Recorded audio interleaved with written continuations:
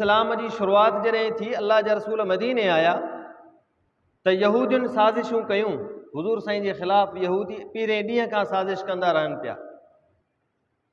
इहा यहूदियुनि जी साज़िश हुई जो अल्लाह जे रसूल सल्लल्लाहु अलैहि वसल्लम सां मुआइदो बि कयूं त साईं तव्हां सां मुआइदो आहे, असां तव्हां सां न विढ़ंदासीं। जेकॾहिं कोई तव्हां सां विढ़ण मदीने आयो, असां उन्हनि जो साथ बि न ॾींदासीं। ऐं उन्हनि जो साथ ॾियनि पिया, यहूदी लिकी करे मुशरिकनि जो साथ ॾियनि पिया। हता कि एतिरे क़दर जो हुज़ूर अलैहिस्सलातु वस्सलाम जन खे मदीने शहर में इन्हनि यहूदियुनि अल्लाह जे रसूल सल्लल्लाहु अलैहि वसल्लम जन खे बकरी जे गोश्त में ज़हर मिलाए बि पेश कयो। एतिरे क़दर जो हुज़ूर अलैहिस्सलातु वस्सलाम ऐं दीन सां इन्हनि जी दुश्मनी जो अल्लाह जे रसूल खे दावत ॾेई हिकिड़ी जाइ ते विहारे ऐं मथां वॾे पत्थर उछलाइण जी कोशिशि कई, लेकिन अल्लाह ताला हिफ़ाज़त फरमाई। इहे मुख़्तलिफ़ तरीक़नि सां यहूदियुनि इस्लाम जे ख़िलाफ़ साज़िशूं कयूं आहिनि। उन्हनि जे यहूदियुनि जी कड़ी मां हिकिड़ी कड़ी जेका हज़रत उस्मान साईं जे दौर में अब्दुल्ला बिन सबा जे नाले सां यहूदी जेको ज़ाहिर में मुसलमान थी करे ऐं मुसलमाननि जो लिबास पाए पाण खे मुसलमान सम्झे, पर हक़ीक़त में अंदर में यहूदी हो, इस्लाम में अची मुसलमाननि में अची ऐं तफ़र्रुक़ो पैदा कयईं, इख़्तिलाफ़ पैदा कयईं। उन अक़ीदा पंहिंजा तयारु कया त अल्लाह जे रसूल जो ख़लीफ़ो त अली आहे, हज़रत अलीअ जे हूंदे उस्मान खे कहिड़ो हक़ आहे जो ख़लीफ़ो रहे। हता कि एतिरे क़दर बि चवणु लॻो त अली जेकॾहिं चाहे त जंहिंखे औलाद हुजे, अली जेकॾहिं चाहे त कंहिंखे औलाद न हुजे। इहे उन जा अक़ीदा हुया, पंहिंजा नज़रिया। मुसलमाननि जे अंदरि उन इहो फ़िरक़ो ऐं तफ़र्रुक़ पैदा कयो, जुदाई बि दी। हज़रत उस्मान साईं शहीद थी विया, हज़रत अली साईं ख़िलाफ़त संभाली। 6 साल तक़रीबन हज़रत अली साईं जी ख़िलाफ़त रही आहे।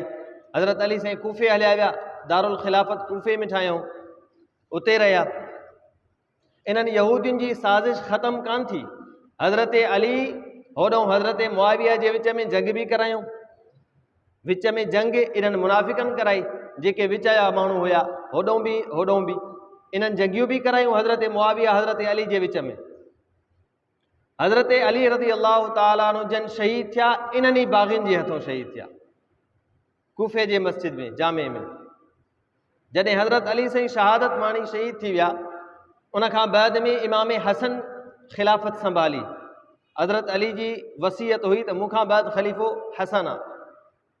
हज़रत इमाम हसन अलैहिस्सलाम ख़िलाफ़त संभाली ऐं ख़िलाफ़त संभालण जी जो मुद्दत जेका आहे 6 महीना, हज़रत इमाम हसन 6 महीना ख़लीफ़ो रहियो। 6 महीननि खां पोइ हज़रत इमाम हसन जो ॾिठो त हे मुसलमाननि में जेको इख़्तिलाफ़ लॻो पियो आहे, झेड़ो लॻो पियो आहे, हता कि इन झेड़े ऐं इख़्तिलाफ़ में 2 वॾियूं जंगियूं बि मुसलमाननि जूं पाण में थियूं।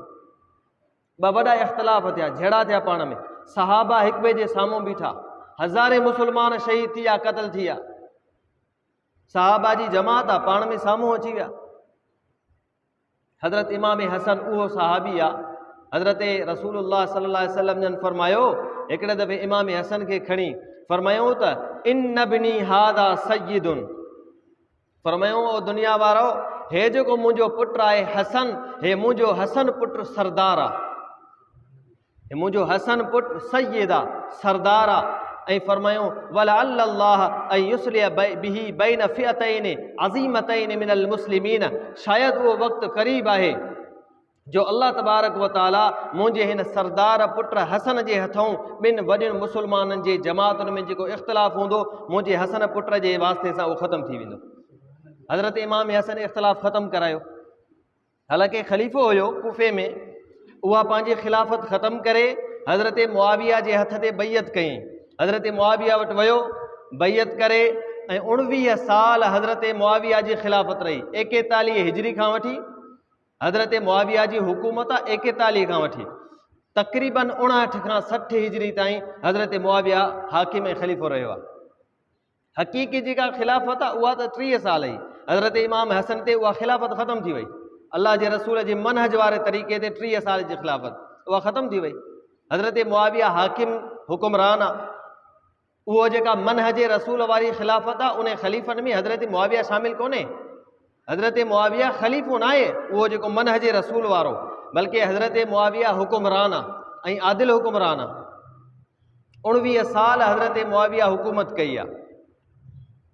60 जी हिजरी आहे, 59 खां 60 हिजरी। हज़रत मुआविया जंहिं वक़्त में आख़िरी वक़्तु आयो, दुनिया मां वफ़ात जो टाइम आयो, त हज़रत मुआविया उन वक़्त में पंहिंजे पुट यज़ीद खे वली अहद मुक़ररु कयो। हज़रत अमीर मुआविया पंहिंजे पुट यज़ीद खे वली अहद मुक़ररु कयो ऐं उन वक़्त में बैयत वठणई त मुंहिंजे पुट जे लाइ बैयत कयो। हज़रत मुआविया इहो सोचियो ऐं उन वक़्त में हज़रत मुग़ीरा इब्न शोबा बि सहाबी, ॿिया बि केतिरा सहाबा उन वक़्त जा माण्हू हज़रत अमीर मुआविया सां गॾु थिया, साईं तव्हां कंहिं न कंहिंखे पंहिंजो ख़लीफ़ो मुक़ररु कयो। हालांकि हज़रत मुआविया खां बैद में त केतिरा ई फ़ज़ीलत वारा मौजूदु आहिनि। अब्दुर्रहमान बिन अबी बकर हज़रत अबू बकर जो पुटु मौजूदु आहे, अब्दुल्ला बिन उमर हज़रत उमर जो पुटु मौजूदु आहे, हज़रत इमाम हुसैन सोणे अलीअ जो पुटु हुसैन मौजूदु आहे, हज़रत अब्दुल्ला बिन ज़ुबैर हज़रत ज़ुबैर बिन अवाम जो पुटु अब्दुल्ला मौजूदु आहे, ॿिया केतिरा वॾा वॾा जलील क़द्र सहाबा मौजूदु आहिनि। लेकिन मफ़ज़ूल खे हज़रत मुआविया पंहिंजो नाइब मुक़ररु कयो ऐं बैयत वरितऊं। वजह कहिड़ी? बाबा अॻ में केतिरो इख़्तिलाफ़ थी चुको आहे, जेकॾहिं मां वली अहद मुक़ररु नथो कयां मूंखां पोइ वरी इख़्तिलाफ़ थींदो।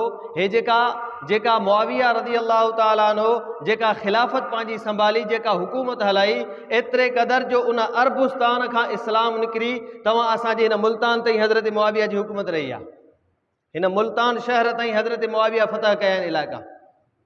एॾी वॾी जंगियूं, एॾी वॾियूं फुतूहात, जेकॾहिं मुस्लमान ॿीहर पाण में विढ़ंदा त पोइ इहे फतह, इहे फुतूहात, इहे जंगियूं हाणे ॿीहर असांखे हासिल न थी सघंदियूं। हज़रत मुआविया, हज़रत मुग़ीरा इब्न शोबा, ॿिया सहाबा इन वजह जे करे पंहिंजे पुट यज़ीद खे वली अहद मुक़ररु कयो। उन वक़्त में यज़ीद जी उमिरि तक़रीबन 32 साल आहे, 32 साल उमिरि आहे ऐं 32 सालनि में यज़ीद खां अहिड़ो को अमल बि कोन थियो शरीअ जे ख़िलाफ़ जेके हज़रत मुआविया ॾिठो हुजे, ॿियनि ॾिठो हुजे। हालांकि जंगियुनि में बि शरीक थिए पियो, निमाज़ूं बि पढ़े पियो, सभु कम करे पियो। जंहिं वक़्त में हाकिम थी वियो, हज़रत मुआविया दुनिया मां वफ़ात कई, यज़ीद तख़्त ते वेठो, वली अहद थियो, तख़्त ते वेठो। हाणे हज़रत मुआविया जो पुटु इहो यज़ीद, जेके बि गवर्नर हुया सूबनि जा, हे ॻाल्हि सम्झण जी आहे, वाक़ियो ॿुधाइणो मक़सदु न आहे, सही मतिलबु जेको आहे सम्झाइणो आहे। यज़ीद पंहिंजे सभिनी गवर्नरनि जी तरफ़ ख़त लिखिया त हाणे पंहिंजे इलाइक़े में पंहिंजे सभिनी माण्हुनि खां मुंहिंजे लाइ बैयत वठो। सभिनी सूबनि में सभई सूबा जेके हुया उन्हनि जा गवर्नर उन्हनि ख़त लिखिया। मके जो गवर्नर हज़रत अब्दुल्ला बिन ज़ुबैर आहे, इब्न ज़ुबैर। मके जे माण्हुनि पाण हज़रत अब्दुल्ला बिन ज़ुबैर खे मुक़ररु कयो ऐं यज़ीद जी बैयत न कई। मके जे माण्हुनि यज़ीद पंहिंजी तरफ़ों माण्हू मोकिलियो, उनखे गवर्नर क़बूल न कयूं। अब्दुल्ला बिन ज़ुबैर आहे असांजो हुकुमरान। होॾे मदीने शहर जे अंदरि बि यज़ीद जे तरफ़ां गवर्नर मुक़ररु आहे। उन जी तरफ़ माण्हू आयो ख़त खणी, त यज़ीद चयो आहे त मदीने जे माण्हुनि खां बि बैयत वठि, पर ख़ासि तरीक़े सां 2-3 नाला थी, उन्हनि खां ज़रूरु वठिजांइ। उन्हनि में अब्दुल्ला बिन उमर अथई, उमर जो पुटु अब्दुल्ला, हज़रत अबू बकर जो पुटु अथई अब्दुर्रहमान, हज़रत अलीअ जो पुटु अथई इमाम हुसैन ऐं हज़रत ज़ुबैर जो पुटु अथई अब्दुल्ला बिन ज़ुबैर। इन्हनि खां बैयत ज़रूरु वठिजां, छो त इहे मुखालिफ़ हुया ऐं मुखालिफ़त में जेकॾहिं बीहनि पिया त यज़ीद जी कहिड़ी हैसियत, कहिड़ी औकात हिननि जे मुक़ाबले में, काई हैसियत ऐं काई औकात ई कान्हे यज़ीद जी, त इन्हनि खां बैयत वठिजां। हज़रत इमाम हुसैन गवर्नर खे चयो त मूंखे राति जी मोहलत ॾे, सुबुह जो मां सोचे तोखे ॿुधाईंदुसि। इन राति ई राति में हज़रत इमाम हुसैन मदीनो छॾे मके जी तरफ़ हलिया विया। मके वञी करे हज़रत अब्दुल्ला बिन ज़ुबैर सां गॾु थिया, बैयत न कयूं। होॾां कूफ़े जे माण्हुनि खे ख़बर पई, कूफ़े वारनि पंहिंजा माण्हू मोकिलिया, ख़त मोकिलिया इमाम हुसैन ॾे त असां तुंहिंजी बैयत करणु चाहियूं था, तव्हांजे पीउ जा असां जेको आहे सो साथी आहियूं, हज़रत अलीअ जे शहर जा आहियूं, हज़रत अली असां वटि ख़लीफ़ो रहियो, तव्हां असांजी तरफ़ अचो, तव्हां भलो कमु कयो आहे जो तव्हां यज़ीद जी बैयत न कई आहे, तव्हां असां ॾे अचो, असां तव्हांजी बैयत कंदासीं। तक़रीबन 18,000 ख़त आया, 18,000 सरदारनि जा, 18,000 ख़त। हज़रत इमाम हुसैन मके जे शहर में आहे, मजबूर थियो त हेतिरा ख़त आया आहिनि, हाणे वञिणो पवंदो। इमाम हुसैन पंहिंजा कुझु साथी वरिता ऐं रवानो थियो कूफ़े जी तरफ़। हज़रत अकील जो पुटु आहे मुस्लिम बिन अकील, जेको हज़रत इमाम हुसैन जो सौटु आहे। मुस्लिम हज़रत इमाम हुसैन पाण, हज़रत अली साईं जा 6 पुट, हज़रत इमाम हुसैन जा ॿिया बि 5 भाइर। हज़रत इमाम हुसैन जो औलाद अली उल अकबर, अली उल असगर, उन्हनि खां अलावा ॿिया घरवारियूं, धीअरूं, भेनरूं, ये सभु हज़रत इमाम हुसैन वठी करे निकितो कूफ़े शहर जी तरफ़ रवानो थियो। कूफ़े छो त माण्हुनि जी जेके बैयतुनि जा आया, असां तव्हांजी बैयत कंदासीं, लेकिन इन खां अॻु में हज़रत इमाम हुसैन जॾहिं निकिरे पियो त पंहिंजे सौट, पंहिंजे भाउ हज़रत मुस्लिम खे फरमाई त तूं मूंखां अॻु में वञ कूफ़े, कूफ़े पहुच, उतां जा हालात मालूम कर त वाक़ई अहिड़ी सूरत आहे जो मां अचां। हज़रत मुस्लिम बिन अकील अॻु में कूफ़े पहुची वियो। उन वक़्त में तक़रीबन 18,000 बल्कि अञा बि वॾो लश्कर 30,000 25,000 माण्हू हज़रत मुस्लिम बिन अकील जे पोयों बि निमाज़ पढ़ियूं, बैयत कयूं, कूफ़े जे माण्हू। उन वक़्त में यज़ीद खे जॾहिं ख़बर पई त हेॾऊं इमाम हुसैन पंहिंजो घराणो वठी करे कूफ़े वञे थो ऐं सूबे कूफ़े जे अंदरि इहा बग़ावत थी सघे थी, उन गवर्नर उते जो उते तब्दील करे ऐं 2 सूबनि जो गवर्नर हिकिड़ो मुक़ररु कयो, उबैदुल्लाह इब्न ज़ियाद, इंतिहाई फासिक ऐं फाजिर माण्हू, इंतिहाई गलीज़ क़िस्म जो इंसानु।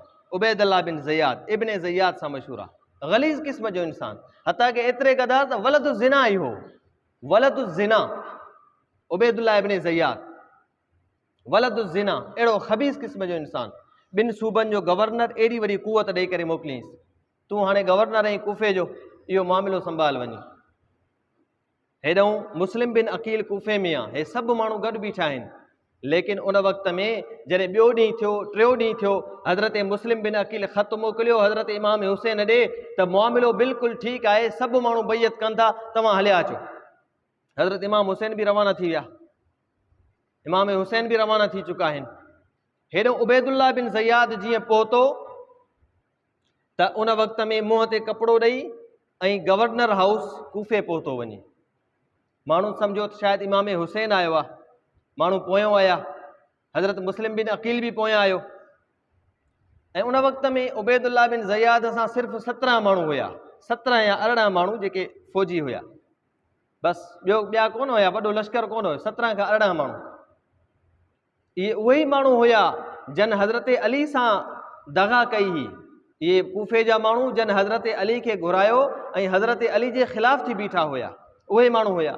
छो त अरबी जो मक़ौलो आहे कूफ़ी ला यूफ़ी, कूफ़ी हुजे ऐं वफ़ादार हुजे, ईअं थी नथो सघे।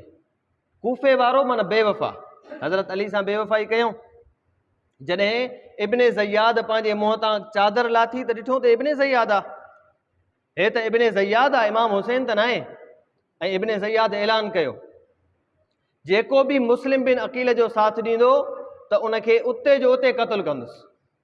एॾो वॾो मसइलो कोन हो, 17-18 माण्हू आहिनि, हुननि वटि जेकॾहिं तलवार आहे त हिननि वटि बि तलवार आहे, हमिलो कनि त हुनखे पूरो करे सघनि पिया। पर इहे बेवफ़ा माण्हू, हज़रत मुस्लिम बिन अकील अॻियां बीठो आहे, पोयों 18,000 बीठा आहिनि, हज़रत मुस्लिम बिन अकील हुनजो दड़को ॾिनो, पोइते जो ॾिसे त बाक़ी 18 माण्हू बीठा आहिनि, सभु भॻा हलिया विया। 18,000 मां 18 माण्हू बीठा आहिनि, पोइ ॿिया सभु भॼी विया। इहे केरु हुया जन घुरायो ऐं घुराइण खां पोइ बेवफ़ाई कई? शीयनि जे किताबनि में बि लिखियलु आहे त उहे शिया हुया, शीयनि जे किताबनि में लिखियो आहे त उहे शिया ई हुया जन इमाम हुसैन खे घुरायो ऐं पोइ वरी बेवफ़ाई कई। घुरायूं बि सही, वरी बेवफ़ा बि थी पिया। हज़रत मुस्लिम बिन अकील इन कूफ़े जे शहर में नओं ऐं अकेलो माण्हू भॼंदो वठे पियो, पोयों हो 17-18 माण्हू हथियारनि सां। हज़रत मुस्लिम बिन अकील राति में वञी करे ऐं शहादत माणी। हज़रत मुस्लिम बिन अकील खे शहीद कयो वियो, बेदर्दी सां शहीद कयो वियो। हज़रत इमाम हुसैन खे जॾहिं ख़बर पई त इमाम हुसैन उन वक़्त में इरादो कयो त हाणे हितां खां वापसि थियूं मके, मदीने वञा, वापसि कूफ़े नथो वञा। उन वक़्त में मुस्लिम बिन अकील जा जेके भाइर ऐं औलाद हुया, उन्हनि चयो त न साईं, असांजो पीउ, असांजो भाउ शहीद थी वियो आहे, असां हलंदासीं ऐं बदिलो वठंदासीं, छॾींदासीं कोन कूफ़े वारनि खे। हज़रत इमाम हुसैन फरमायो ठीकु आहे, हाणे हलूं था। हज़रत इमाम बि आया, हुसैन उते पहुता करबला जे मैदान ते। करबला जो मैदान इहो कूफ़े जे रस्ते खां घणो परे आहे, ॿिए पासे आहे, उन पासे हलिया विया। इब्ने ज़ियाद बि उते आयो, ॿिया बि आया, उन्हनि ॻाल्हियूं कयूं। हज़रत इमाम हुसैन फरमायो 3 शर्त आहिनि मुंहिंजा, 3 मां हिकिड़ो बणियो, या त रस्तो आज़ादु कयो, मां पंहिंजा इहे साथी वठी करे ऐं वापसि हलियो वेंदुमि मदीने।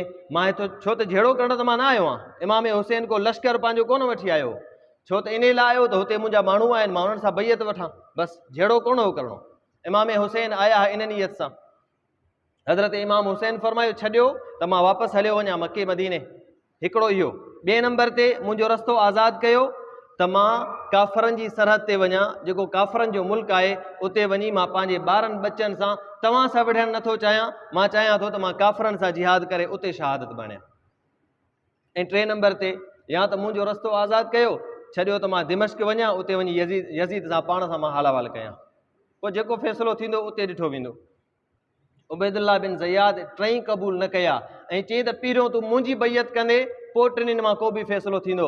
हज़रत इमाम हुसैन फरमायो त मां सैयद ज़ादो आहियां, मां पैगम्बर इनक़िलाब मोहम्मद मुस्तफ़ा जो ॾोहिटो आहियां, मां जन्नत जे जवाननि जो सरदार आहियां, मां हिकिड़े वलद ज़िना ऐं ग़लीज़ क़िस्म जे इंसान जी कॾहिं बि बैयत कोन थो करे सघां। मां कंहिं ग़लीज़ क़िस्म जे ख़बीस क़िस्म जे इंसान जी, फासिक ऐं फाजिर जी बैयत मां हुसैन न कंदुमि, ज़ालिम जी हुसैन बैयत न कंदो। हज़रत इमाम हुसैन बैयत न कई, इहे विढ़िया हज़रत इमाम हुसैन सां। हज़रत इमाम हुसैन पंहिंजे इन 72 माण्हुनि सां उन्हनि सां जहिड़ो कयो, विढ़िया। इमाम हुसैन खे कोई बि शिकस्त कोन पियो ॾेई सघे, छो त इमाम हुसैन उन घर में परवरिश वरिती हुई जे घर में शुजात पली वेंदी हुई, हज़रत अलीअ जो घर, ऐं नानो उहो आहे जेको नबीअनि जो सरदार आहे। जे मोहम्मद मुस्तफ़ा ते त ईअं सम्झो त सरदारी बि ख़तमु आहे, जे मोहम्मद मुस्तफ़ा ते त शुजात ऐं बहादुरी बि ख़तमु आहे। उन मोहम्मद मुस्तफ़ा जो ॾोहिटो हुसैन आहे, जेको बि साम्हूं अचे पियो कोई बि न पियो टिकी सघे। हज़रत इमाम हुसैन निमाज़ शुरू कई आहे। इमाम हुसैन निमाज़ न छॾी अथव, मतां कंहिंजे ख़्याल में हुजे, पाण खे हुसैनी बि सम्झे, नारा बि हणे, हुसैन बि पाण खे बि सॾाए, चवे त मां इमाम हुसैन जो ताबेदार आहियां। हज़रत इमाम हुसैन मथां तीरनि जी बरसाति आहे, होॾो दुश्मन बीठा आहिनि जेके ईअं सम्झो 4000 जो लश्कर आहे। हज़रत इमाम हुसैन पंहिंजे 70-72 माण्हुनि सां गॾु आहे, अकेलो आहे, उञ जी हालत आहे, बुख जी हालत आहे, पाणी बि कोन्हे को, लेकिन तयम्मुम करे इमाम हुसैन जमात सां निमाज़ न छॾी आहे, निमाज़ पढ़ी आहे। हज़रत इमाम हुसैन सजदे में आहे, 2 तीर लॻा इमाम हुसैन खे, उन्हनि जे लॻण सां ज़ख़्मी थियो। उन वक़्त में इब्ने ज़ियाद जा 2 गवर्नर अॻिते वधिया, जेके अची करे हज़रत इमाम हुसैन खे शहीद कयूं ऐं हज़रत इमाम हुसैन जे हिन सिरी मुबारक खे बि जुदा कयूं ऐं इहो मुंडी मुबारक खणी करे इब्ने ज़ियाद वटि पहुता, गवर्नर हाउस पहुता। हज़रत इमाम हुसैन, हे केरु आहे इमाम हुसैन? उहो इमाम हुसैन आहे जंहिंजे मथे ऐं वारनि खे त इमामुल अंबिया बि चुमी ॾींदा हुआ। उहो इमाम हुसैन आहे, उहो हुसैन आहे जंहिंजे चेहरे खे मोहम्मद मुस्तफ़ा सिंघंदो हो ऐं फरमाईंदा हुआ, दुनिया वारो तव्हांखे दुनिया जे गुल ख़ुशबू ईंदी आहे, तव्हां सम्झंदा हो दुनिया जा गुल ख़ुदार आहिनि, लेकिन मां मोहम्मद मुस्तफ़ा खे हसन मां जन्नत जी ईंदी आहे। मां रैहान फिद दुनिया वल आखिरह, फरमायो दुनिया आख़िरत जा गुल, मुंहिंजे जन्नत जा गुल मुंहिंजे लाइ हुसैन हुसैन आहे। उहो इमाम हुसैन आहे। अल्लाह जे रसूल फरमायो, अल्लाहुम्मा इन्नी उहिब्बुहुमा, ओ मुंहिंजा रब, अल्लाह जे रसूल पोयों कांबो ॿधो, उन कांबे में अंदरि विधऊं इमाम हसन खे बि हुसैन खे। कांबो सम्झो था न, सभु ॿाहिराड़ी जाऊं कांबो सम्झंदा हूंदो, उन में इमाम हसन इमाम हुसैन, अल्लाह जे रसूल ॿाहिरि निकिता, सहाबी ॾिठो त कांबो ॿधल आहे ऐं चादर में अंदरि काशे चुरे पुरे थी, साईं छा आहे अंदरि? अल्लाह जे रसूल खोले करे ॾिठो त हसन हुसैन अंदरि वेठा आहिनि। फरमायूं दुआ घुरियो, अल्लाहुम्मा इन्नी उहिब्बुहुमा, मुंहिंजा रब मां हिननि ॿिन्ही सां मोहबत कयां थो। ऐं फरमायूं व अहिब्बहुमा, ओ मुंहिंजा रब तूं बि हिननि सां मोहबत कर। व अहिब्ब मन युहिब्बुहुमा, ओ मुंहिंजा रब जेको हसन हुसैन सां सची मोहबत करे उन्हनि सां तूं अल्लाह उन्हनि सां बि मोहबत कर। हे हसन हुसैन आहे। अल्लाह जे रसूल सल्लल्लाहु अलैहि वसल्लम जन फरमायो, अल्लाहुम्मा इन्नी उहिब्बुहु, इमाम हुसैन जे बारे में ख़ासि फरमायो, रब मां हिन सां मोहबत कयां थो। साहबी फरमाए थो त हसन ऐं हुसैन, जेकॾहिं इमाम हसन खे ॾिसंदा हुआसीं त हज़रत इमाम हसन पंहिंजे मथे मुबारक खां सीने ताईं असांखे मोहम्मद मुस्तफ़ा जी झलक ॾिसींदो हो, जेकॾहिं हुसैन खे ॾिसंदा हुआसीं त सीने खां पेरनि ताईं असांखे मोहम्मद मुस्तफ़ा जी झलक नज़र ईंदी। हे अल्लाह जे रसूल जा शहज़ादा, जे मोहम्मद मुस्तफ़ा सल्लल्लाहु अलैहि वसल्लम इमाम हुसैन खे असां तव्हां पंहिंजे औलाद खे चुमी ॾींदा आहियूं मुहबत मां शफ़क़त मां, लेकिन मुहबत जी इंतिहा आहे हसन हुसैन ते मोहम्मद मुस्तफ़ा जी, जो अल्लाह जा रसूल चुमी बि ॾींदा ऐं ज़ुबान खे वठी ॿाहिरि कढी चूसींदा। हे मुहबत जी इंतिहा आहे जो इमाम हुसैन जे ज़ुबान खे मोहम्मद मुस्तफ़ा चूसे, हे अल्लाह जे रसूल जी मुहबत जी इंतिहा आहे। उहो हसन हुसैन आहिनि जंहिंजे बारे में अल्लाह जे रसूल फरमायो सय्यदा शबाब अहलिल जन्नह, ओ दुनिया वारो जेके बि जन्नत में हलंदा जवान उन्हनि सभिनी जवाननि जा सरदार आहिनि। फरमाए मुंहिंजे घर जा मुंहिंजा पुट मुंहिंजा सरदार हसन हुसैन सभिनी जवाननि जा सरदार जन्नत में। हे उहो मोहम्मद मुस्तफ़ा जा ॾोहिटा तमामु प्यारा, जंहिं वक़्त में इब्न ज़ियाद जे साम्हूं आया, इब्न ज़ियाद जे साम्हूं आया, मुंडी आई आहे हज़रत इमाम हुसैन जी। कंहिं ज़ालिम जे साम्हूं झुकणु इहा हुसैनी अलामत न आहे, बल्कि ज़ालिम जे साम्हूं बीही रहणु इहा हुसैनी अलामत आहे। हुसैनी अलामत हीअ आहे कंहिं बि ज़ालिम जी बैयत करणी कान्हे, बल्कि ज़ालिम जे साम्हूं बीही रहणो आहे। भली जेकॾहिं दीन इस्लाम जे लाइ खून वहाइण जी ज़रूरत पवे त खून वहाईंदासीं, जेकॾहिं दीन इस्लाम जे लाइ खून ॾियण जी ज़रूरत पवे त खून ॾींदासीं।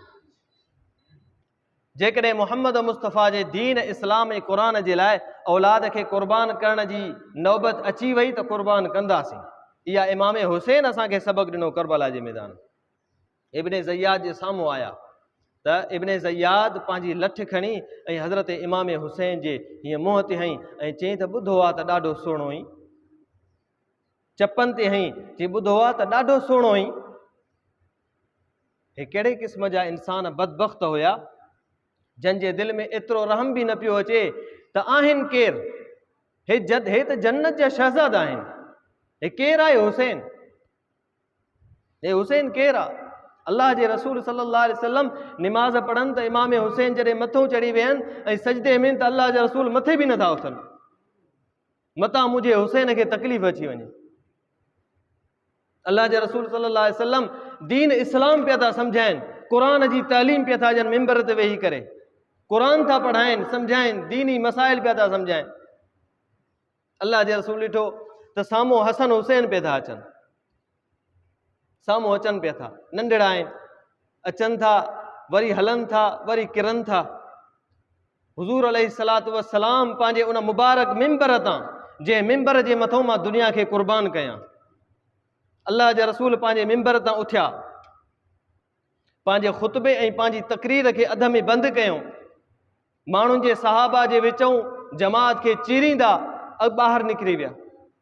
इमाम हसन ऐं इमाम हुसैन खे खणी ऐं पंहिंजे नुबूअत वारे कुल्हनि ते अल्लाह जा रसूल अंदरि मस्जिद में अची पंहिंजे मिंबर ते वेहारे ऐं फरमायो त जंहिं वक़्त में अल्लाह तबारक व तआला यकीनन सच फरमायो आहे, जो अल्लाह फरमायो आहे त अल्लाह फरमायो त तव्हांजे लाइ तव्हांजो औलाद तव्हांजो माल आज़माइश आहे, हे हसन हुसैन मां मोहम्मद जो औलाद आहे। फरमायो जंहिं वक़्त में हसन हुसैन किरनि पिया मां मोहम्मद मुस्तफ़ा खां बर्दाश्त कोन पियो थिए, मां मोहम्मद मुस्तफ़ा दीनी कमु छॾे करे हसन हुसैन खे खयो आहे। हे इमाम हसन हुसैन जा मर्तबा ऐं मक़ाम आहिनि। हिकु आम घराणो त कोन्हे, हिकु तमामु ख़ासि घराणो आहे, हिकु आम घराणो न आहे। हे अलीअ जा औलाद आहिनि, हे सैयदतुन निसाए फातिमा जन्नत जे औरतुनि जी सरदार फातिमा उन जो औलाद आहे। लेकिन एॾी बेठी अञा अल्लाह जो सल्लल्लाहु अलैहि वसल्लम खे 5 साल पूरा थिया आहिनि दुनिया मां उन जे औल खे उन जी अल्लाह जे रसूल जी उम्मत जेके कलमो पिया ऐं मैदान जे अंदरि हुज़ूर अलैहिस्सलातु वस्सलाम जे औलाद खे ज़िबा था कनि पिया। हे कहिड़े क़िस्म जी उम्मत आहे, हे कहिड़े क़िस्म जा कलमे वारा हुया। चवनि त पिया त असां बि कलमे वारा आहियूं, चवनि त पिया त असां बि उम्मती आहियूं, कहिड़े क़िस्म जा आहिनि जेके मुस्तफ़ा सां त मोहबत कनि, लेकिन मुस्तफ़ा जे औलाद खे उहा करण जे लाइ हे उम्मती। ऐं जेकॾहिं इन्हनि हिमत करे त अजब ऐं उन जे मथां आहे जेको इहा जी हिमायत करे इब्न ज़ियाद जी हिमायत, छो त तव्हां ॾिसो न अहिड़ा नासबी मौजूद जेकी त जी तारीफ़ आहे, तव्हां ॾिसो फेसबुक ते ॻोल्हियो वञी यज़ीद खे रहमतुल्लाह अलैह, यज़ीद वरी रहमतुल्लाह अलैह, इहो थी कीअं थो सघे? इहो कीअं थो थी सघे त जंहिं यज़ीद पंहिंजे दौरे हुकूमत में मके शहर जेको इज़त उन हुरमतुनि वारो शहर आहे, उन मके शहर ते हमिलो करे ऐं मंजनिकुनि सां इहे पथर जो उछलाया त मके शहर जे काबतुल्लाह जे दीवार में पथर लॻा अची। हे कहिड़े क़िस्म जो रहमतुल्लाह अलैहि यज़ीद, वो कहिड़े क़िस्म जो यज़ीद रहमतुल्लाह अलैहि आहे जंहिं यज़ीद मलऊन मदीने मुनव्वरा जे मथां बि हमिलो करे ऐं मदीने में 3 ॾींहं खुली इजाज़त ॾिनी, जेको वणे तीअं कयो वञे। अञा इहो यज़ीद बि रहमतुल्लाह अलैहि आहे त पोइ त दुनिया में कोई बि मलून कोन्हे को, पोइ त दुनिया में कोई बि शायदि मलून हुजे जेकॾहिं यज़ीद जे मथो मत हुजे अलाह जी। जंहिं यज़ीद हुक जे हूंदे बि इमाम जे कातिरनि खां कोई बि पुछा बि न कई, छो रहियो त पुछा करे हा, हिकिड़ा साईं कोन हो न हुते, क़त्ल त ॿियनि कयो, यज़ीद त उते इश्क में वेठो, उन त कुझु कोन कयो। चलो ठीकु आहे, कुझु बि न कयईं त इब्ने ज़ियाद जॾहिं वापसि आयो त उन वक़्त में छा कयईं? सज़ा त ॾेई सघे पियो, तव्हांखे चयो त वापसि मोकिलियो या मां तव्हांखे चयो क़त्ल कयो। तंहिंजे करे असां अहल सुन्नत वल जमात जो नज़रियो ऐं अक़ीदो आहे, असां हुसैनी आहियूं, हुसैनी हुयासीं, असांजी मुहबत अहले बैत सां आहे, असांजी मुहबत अहले बैत सां आहे, असांजी मुहबत मोहम्मद मुस्तफ़ा जे घर वारनि सां आहे, असांजी मुहबत कंहिं यज़ीद पलीद सां कान्हे का, असांजी उल्फत कंहिं यज़ीदी टोले सां कान्हे का। असां कॾहिं बि कंहिं यज़ीद खे न उन वक़्त में बर्दाश्त कयो हुयो, न हाणे हिन वक़्त में कोई यज़ीदी किरदारु हुजे त बि असां बर्दाश्त न कंदासीं। तंहिंजे करे अहलुल बैत सां मुहबत असांजे ईमान जो हिसो आहे। बाक़ी मसइलो हीअ आहे, इहो हिकिड़ो थियो वाक़ियो, सॼो करबला जो वाक़ियो, हिन वाक़े मां असांखे सबक़ हासिल थियो आहे त असांखे बि जेकॾहिं कोई अहिड़ो वक़्तु ऐं मौक़ो अची वञे जो दीन इस्लाम ऐं क़ुर जे मथां जेकॾहिं जान क़ुर्बान करण जो मौक़ो मिले त असां बि जान क़ुर्बान कंदासीं। अहिड़े तरीक़े सां अल्लाह रब्बुल इज़्ज़त क़ुर पाक जे अंदरि असांखे हुकुम ॾिनो आहे, ईमान वारो जॾहिं तकलीफ़ अचे त पोइ उन वक़्त में सब्र कंदा कयो। या अय्युहल्लज़ीना आमनू इस्तईनू बिस्सब्रि वस्सलाह, सब्र सां कमु वठो, निमाज़ सां कमु वठो, इन्नल्लाह मअस्साबिरीन, छो त रब जी मदद वरी बि सब्र वारनि सां आहे। हज़रत इमाम हुसैन जो औलाद जेकी रहिया हज़रत ज़ैनुल आबिदीन, हज़रत ज़ैनब, उन्हनि बि सब्र कयो आहे, उन्हनि असांखे सब्र जो दर्स ॾिनो आहे। अल्लाह जे रसूल सल्लल्लाहु अलैहि वसल्लम, अल्लाह जे रसूल एतिरे क़दुरु मयो त जेकॾहिं कोई तकलीफ़ ऐं मुसीबत जे वक़्त में असां सम्झूं था त हे मुस्लमाननि जे मथां तमामु वॾो सान्यो आहे, तमामु वॾी ॾुखाइण वारी ॻाल्हि आहे जो उहा तारीख़ हज़रत इमाम हुसैन जी शहादत वारी तारीख़ अचे ऐं असां उन ॾींहं ते ग़मगीन न हुजूं।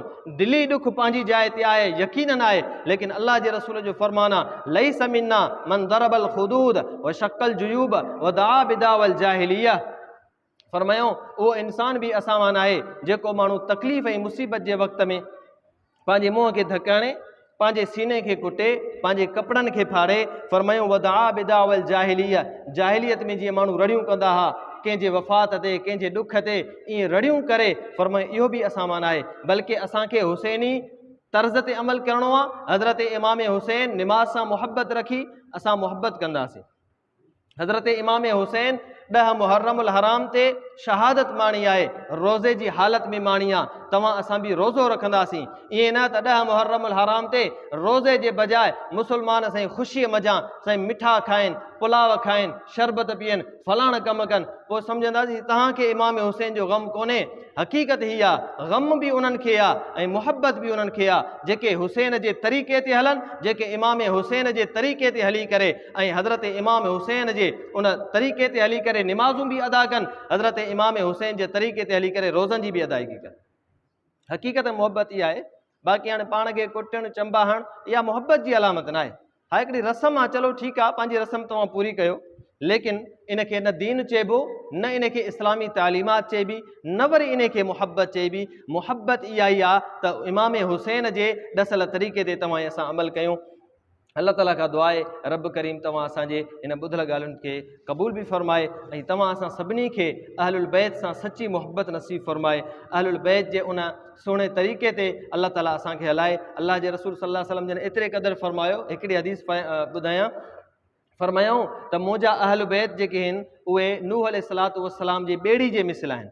जीअं हज़रत नूह अलैहिस्सलातु वस्सलाम जे दौर में हज़रत नूह ॿेड़ी ठाही, जेके फरमायूं उन में चढ़िया ॿेड़ी में सुवार थिया नजा बची विया। वमन तखल्लफ़ अनहा जेके हज़रत नूह अलैहिस्सलातु वस्सलाम जी ॿेड़ी खां पोइते हटी विया फरमायो त उहे हलाक थी विया। जंहिंजे दिलि जे अंदरि अहलुल बैत सां मुहबत कान्हे उहे दुनिया आख़िरत में हलाक थींदा। जंहिंजे दिलि में अहलुल बैत सां मुहबत आहे उहे माण्हू दुनिया में भी कामयाब थींदा ऐं क़ब्र हशर में भी कामयाब थींदा। आख़िर दावाना अनिल हम्दुलिल्लाहि रब्बिल आलमीन। अल्लाहुम्मा सल्लि अला मुहम्मद व अला आलि सय्यिदिना मुहम्मद व बारिक व सल्लिम व सल्लि अलैहि। अल्लाहुम्मा रब्बना तक़ब्बल मिन्ना इन्नका अंतस समीउल अलीम व तुब अलैना इन्नका अंतत तव्वाबुर रहीम। सल्लल्लाहु तआला अला खैरि खल्क़िही सय्यिदिना मुहम्मद व आलिहि वसल्लम। ला इलाहा इल्लल्लाह।